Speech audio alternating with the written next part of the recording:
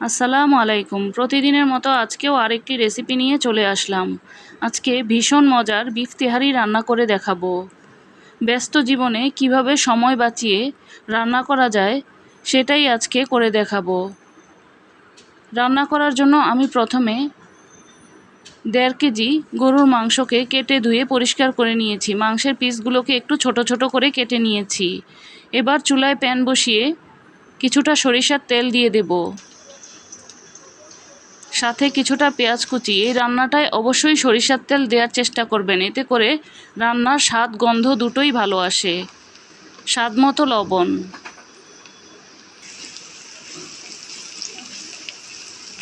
এবার পেঁয়াজটাকে একটু ভেজে নেব।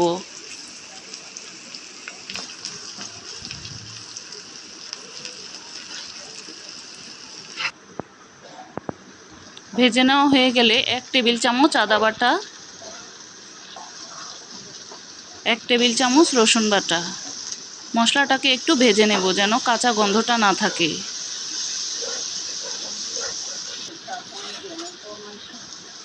ভেজে নেওয়া হয়ে গেলে 1 চা চামচ জিরার গুঁড়া, 1 চা চামচ ধনিয়ার গুঁড়া, 1 চা চামচ লাল মরিচের গুঁড়া। ঝালটা আপনারা আপনাদের ইচ্ছা অনুযায়ী নেবেন। সামান্য পানি দিয়ে দেব মশলাটা কষানোর জন্য।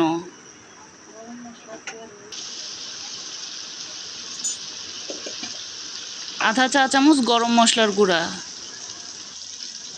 1 প্যাকেট রাঁধুনির তেহারি মশলা দিয়ে দেব।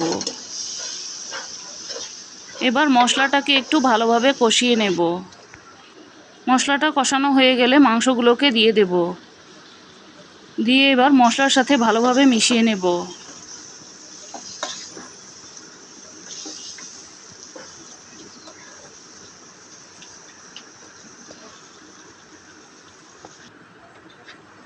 সাথে দিয়ে দেব আধা কাপ টক দই।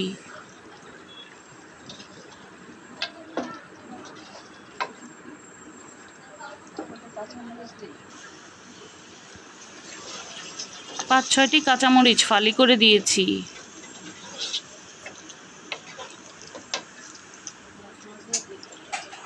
এবার ঢাকনা দিয়ে ঢেকে কিছুক্ষণ রান্না করে নেব। এতে করে মাংসের পানিটা খুব সহজেই বের হয়ে আসবে। মাঝে মাঝে ঢাকনাটা খুলে নাড়াচাড়া দিয়ে দেব। কষিয়ে নেওয়া হয়ে গেলে এখানে ফুটানো পানি দিয়ে দেব, যাতে মাংসটা তাড়াতাড়ি সিদ্ধ হয়ে যায়।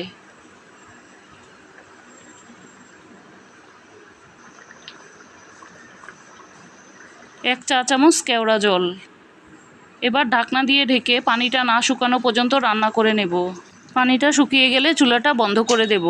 এদিকে চুলায় আরেকটি প্যান বসিয়ে তেল দিয়ে দেব, সাথে কিছুটা পেঁয়াজ কুচি দিয়ে দেব, আর দিয়ে দেব স্বাদ মতো লবণ। এবার পেঁয়াজটাকে তেলের সাথে ভেজে নেব। আমি এখানে 1 কেজি চালকে ধুয়ে পরিষ্কার করে নিয়েছি।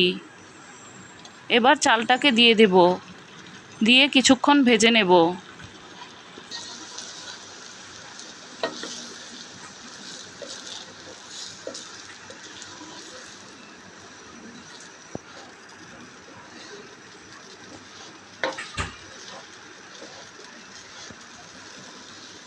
চালটা ভেজে নেওয়া হয়ে গেলে এখানে ফুটানো পানি দিয়ে দেব। 4 কাপ চালের জন্য 8 কাপ পানি নিয়েছি।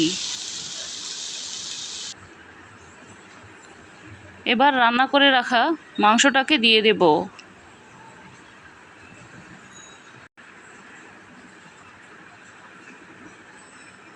এবার একটু ভালোভাবে মিশিয়ে নেব।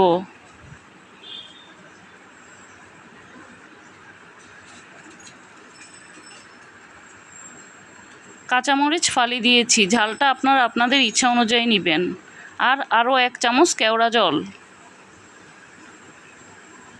এবার ঢাকনা দিয়ে ঢেকে কিছুক্ষণ রান্না করে নিলেই বিফ তেহারিটা তৈরি হয়ে গেল ভীষণ মজার বিফ তেহারি।